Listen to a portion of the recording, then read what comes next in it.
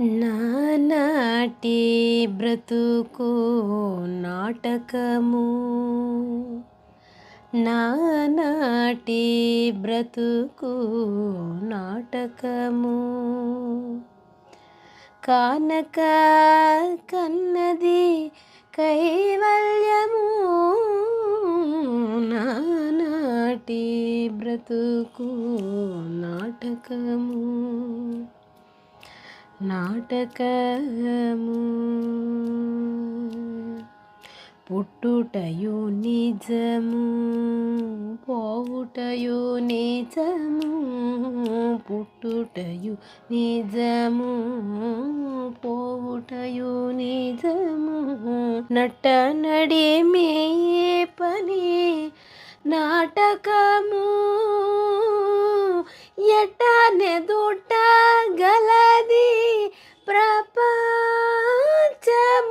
ఎట్టనెదుట గలది ప్రపంచము, కట్టకడపటిది కైవల్యము. కట్టకడపటిది కైవల్యము. నానాటి బ్రతుకు నాటకము, కానక కన్నది కైవల్యము. నానాటి బ్రతుకు నాటకము, నాటకము. తెగదు పాపము, తీరదు పుణ్యము. తెగదు పాపము, తీరదు పుణ్యము. నగి నగి కాలము నాటకము, ఎగువలె శ్రీ వెంకటేశ్వరుడేలితే.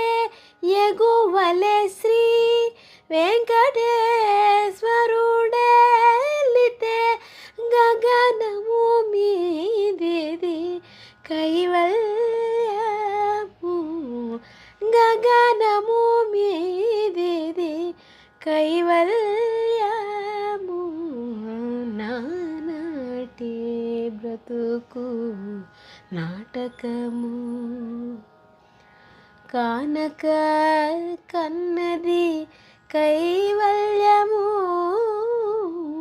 నానాటి బ్రతుకు నాటకము, నాటకము, నాటకము. ఈ పాట అన్నమయ్య కీర్తన. ఈరోజు మనము మ్యూజిక్ మ్యాజిక్ అనే కార్యక్రమంలో ఒక దివ్య ఔషధంలాగా పనిచేసేటటువంటి మ్యూజిక్ సంబంధించి ఈ పాట పాడుకోను.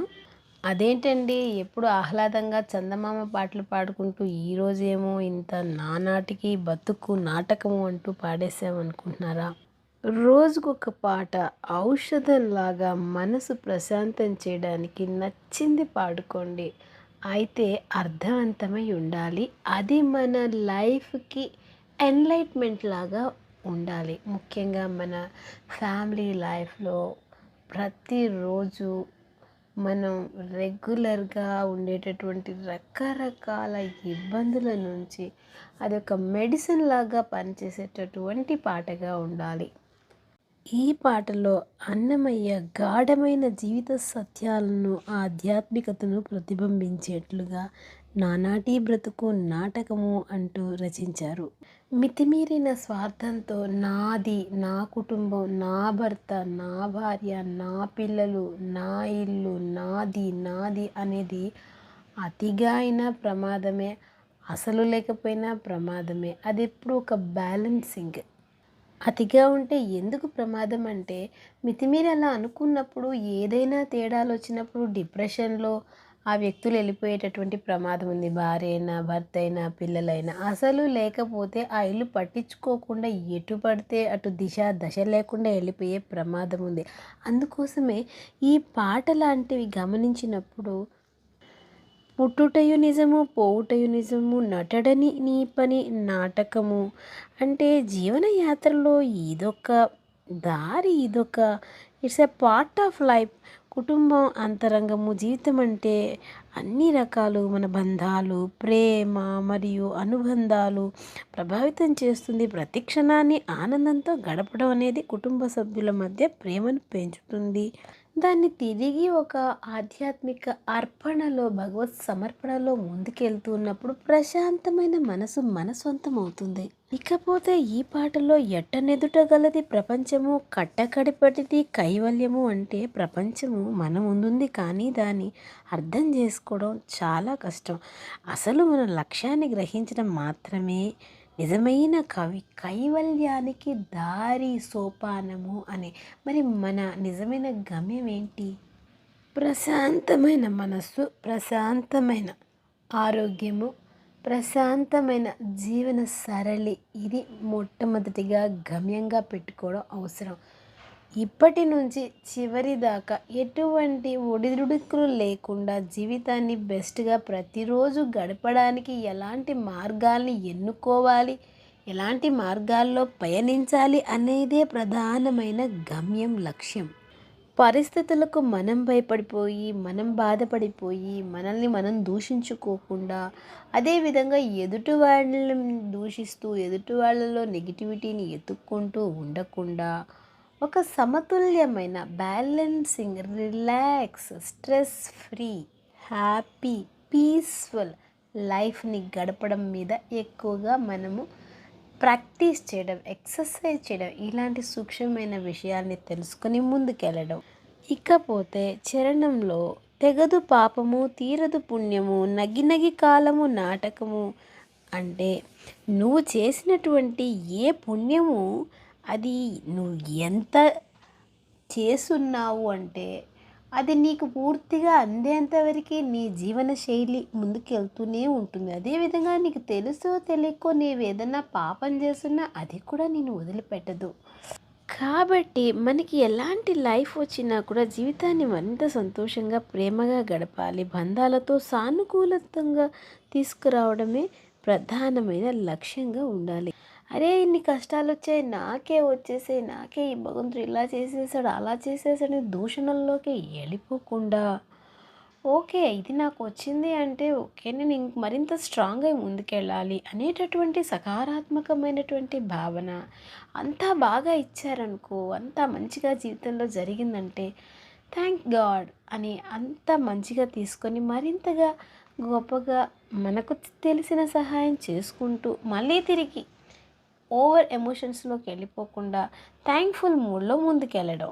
అందుకోసమే ఎగువలె శ్రీ వెంకటేశ్వరుడేలితే గగనము మీదిదే కైవల్యము అనగా ఇది భక్తికి దారితీసే అనుభవం. భగవంతుడిని ఆరాధించడం ద్వారా జీవితం పరిపూర్ణతను పొందుతుంది అని చెప్పడంగా ఈ పాట ఉంది.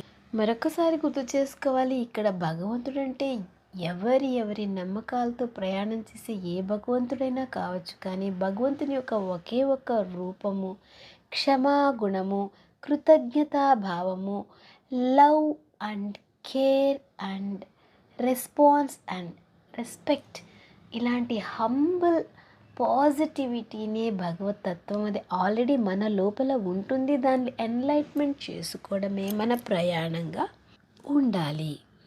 అలా మీ భార్యాభర్తలు ఉంటూ మీ పిల్లల్ని ఆ మార్గంలో నడుపుతూ మీ ఇల్లును స్వర్గదాయకంగా చేసుకోవాలని కోరుకుంటూ I'm GS Lataraju. I want to see happy, healthy, wealthy, successful, blissful family lives. Welcome to Family Founder Movement. It's a learning hub of life concepts through the ancient techniques and modern methods ద్వారా నాకు తెలిసినటువంటి నా అనుభవాల్లో నుంచి మీకు ఎన్నో సూక్ష్మమైన విషయాలు తెలియజేస్తూ, అదేవిధంగా పెద్దల నుంచి సాంప్రదాయాల నుంచి ఎప్పుడో ఉన్నటువంటి మంచి విషయాల్ని కూడా కుటుంబ వ్యవస్థ విలువల పరిరక్షణగా మీకు తెలియజేసుకుంటూ ఉంటాను. ఈ వీడియోలో ఏ ఒక్క మంచి విషయం మీకు అనిపించినా ఖచ్చితంగా దీన్ని మరొకరికి షేర్ చేసి సబ్స్క్రైబ్ చేసి మరిన్ని వీడియోస్ని ఇలా మీ ముందుకు తెచ్చేట్లుగా నన్ను ఎంకరేజ్ చేస్తారని భావిస్తూ కమెంట్స్ రూపంలో మీ అభిప్రాయాల్ని తెలియజేయాలని కోరుకుంటూ ఇంతటితో ఈ కార్యక్రమాన్ని పూర్తి చేస్తూ తర్వాత వీడియోలో మళ్ళీ కలుద్దాం. ధన్యవాదాలు. Thank you.